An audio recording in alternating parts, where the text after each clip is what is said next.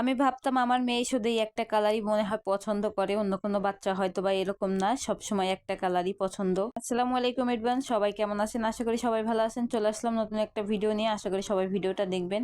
তো আজকে আমার মেয়ের জন্য একটা ব্যাগ আনতে গেছিলাম, ওর স্কুল ব্যাগটা নষ্ট হয়ে গেছে, অনেকদিন ধরেই বলতেছি যাব যাব, তো যাওয়া হয় না, তো অবশেষে নিয়ে আসলাম। তো সবসময় আমার মেয়ে যেটা করে, যে কোনো জিনিস কিনতে যাই, এমনকি খাবার থেকে শুরু করে সবকিছুর মধ্যে শুধু ওর পিঙ্ক কালার পছন্দ। তো আজকে ব্যাগ আনতে গেলাম, অনেক কালারের ব্যাগই ছিল, অনেক রকম ব্যাগ ছিল, অনেকগুলাই পছন্দ হয়েছিল। ওকে বললাম যে এইটা নাও বা কালো একটা নাও, সে এই কালারটাই নিবে। অবশেষে তার জন্য বাসায় এইটা নিয়ে আসতে হইলো। ও যদি স্কুল থেকে আসার পথে হাওয়াই মিঠাই দেখে বা কোথাও ঘুরতে গিয়ে, তো ওই সাদা কালারটা না নিয়ে কিন্তু এই পিঙ্ক কালারটাই শুধু নিবে।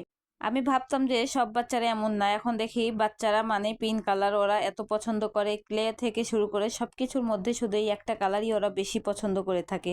তো অবশেষে তার জন্য এইটাই নিয়ে আসলাম।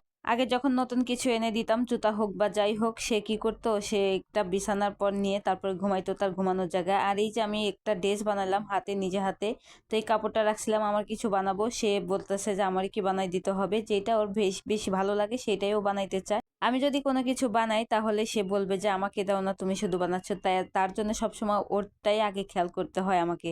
আর আমি কিন্তু একদমই হাতের কাজ করতে পারি না, তারপরে চেষ্টা করলাম, আমি কোথাও থেকে কাজও শিখি নাই, যতটুকু পারি আর কি নিজের ড্রেসগুলো বানাই। তো মেয়ের জন্য এটা বানালাম, এই হাতার ডিজাইনটা আমি একদম নতুন ইউটিউব থেকে দেখে কিন্তু দিয়েছি, মাশাআল্লাহ অনেক সুন্দর হয়েছে, পরলে হয়তো বা আরো ভালো লাগে। আসলে যদি কাজ শিখা না যায় তাহলে কিন্তু কোনো কাজই ভালো হয় না, তারপর যতটুকু করি আলহামদুলিল্লাহ নিজের কাজটা চলে যায়। এদিকে রান্নার আয়োজন করতেছি, সকালবেলা উঠেই মাছ রান্না করে ফেলছি, সাথে ডাল ছিল, আর এখন শুধু একটু ভাজি বানাবো। তো কিছু বাজার নিয়ে আসছিলাম, ওগুলাই গুছিয়ে নিলাম। মেয়েকে নিয়ে যখন স্কুলে যাই তখন একসাথে বাজারটা নিয়ে আসা যায়, বাজার অপোজিটে হয় নাই, একদম যাতায়াতের পথেই বাজারটা, এই জন্য খুবই ভালো লাগে, খুবই সহজ হয় বাজারটা আনা, যেমন এক্সট্রা কোনো সময় আর নষ্ট হয় না। তো বাঁধাকপিটা কালকে নিয়ে আসছিলাম, ওইটা ফ্রিজে রেখে দিছিলাম, তো আজকে যে কাঁচামরিচ থেকে আর যে শুকনা কিছু বাজার নিয়ে আসলাম, তো বাঁধাকপিটা ভাজি করবো, এই জন্য প্রথমে এই কালো অংশটুকু ফেলে দিচ্ছি, আর উপরের পাতাগুলো আমি সবসময় ফেলে দেই।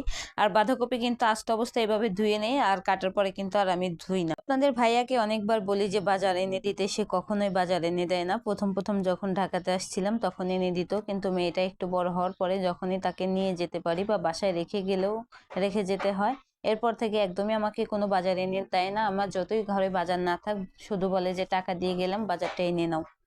এই জন্য আমাকে বাজারটা আনতে হয় বাধ্যতামূলক, আর যতবারই বাইরে যাই খালি হাতে আসতে পারি না, কারণ প্রয়োজনে তো আর একটা কিছু না, অনেক কিছুই প্রয়োজন হয় সংসারে। তো সব সময় আর কি বাজারটা নিয়ে, যে কোনো একটা জিনিস নিয়ে আসতে হয়, সব সময় বাইরে গেলে চিন্তা করি যে এটা ওটা নিয়ে আসবো। অনেক সময় দেখা যায় যে অন্যকে দিয়ে বাজার করালে এটা সেটা ভুলে যায়, বা বলতেও ভুলে যায়, আনতেও সে ভুলে যায়। তো ওই ক্ষেত্রে নিজে যখন বাজার করি তখন নিজেও কিন্তু ভুলে যায়, আর আমি দোকানে গেলে পারে কি নেব মনেই থাকে না, বাসায় আসলে পারে কিন্তু সবই মনে থাকে। যখনই কিনতে যাই তখন দেখা যায় যে দুইটা আনলে আর দুইটা আনি না। আপনাদের ভাইয়া যখন বাজার করে তখন সে বুঝতে পারে না, যদি আলু কিনতে বলি 5 কেজি এভাবে কিনে নিয়ে আসে, বেশি বেশি করে ওইটা নষ্ট হয়ে যায়, কিন্তু আমি তা করি না, যতটুকু প্রয়োজন 1 কেজি 2 কেজি থেকে বেশি উপরে আর যায় না, বেশি বাড়িয়ে আনি না, সবসময় প্রয়োজন মতো আমি কিন্তু বাজারটা করতে পারি। আপনাদের ভাইয়া যখন বাজার করতো তখন যতই তাকে বোঝাতাম যে তুমি এত বেশি এনো না, তাহলে নষ্ট হয়ে যাবে, এগুলা ইঁদুরে খেয়ে ফেলবে বা এগুলা আস্তে আস্তে পচে যাবে, সে কিছুই বুঝতো না। সে যখনই যাইতো বাজারে যেটা তার পছন্দ সেটাই নিয়ে আসতো। এমনকি এমনও হয়েছে যে একবার বাজারে গিয়ে সে 5 রকমের শাকও একসাথে কিনে নিয়ে তো শাক যতই বেশি পছন্দ হোক, 5-6 রকমের শাককে একবারে আনা ঠিক, একরকম বা 2 রকম আনতে পারে, কিন্তু সে এইভাবে বাজার করে, সে ওইরকম ভাবে বুঝে না, তার যেটা ভালো লাগে সে ওইটাই বেশি বেশি করে নিয়ে আসে। সবজি আমাদের খুবই পছন্দ, আমার থেকে আপনাদের ভাইয়ার বেশি পছন্দ। সে যখনই বাজারে যায় একবারে ধরতে গেলে ব্যাগটা ভরে সবজি নিয়ে আসে। তো ওই দেখা যায় যে ওই ক্ষেত্রে পরিবারের লোক কম হইলে কিন্তু এত সবজি রান্না, খাওয়া বা রাখা সবকিছুই সমস্যা, বেশি রান্না করলে নষ্ট হয় বা ফ্রিজে রাখলে কয়দিনই মজা লাগে।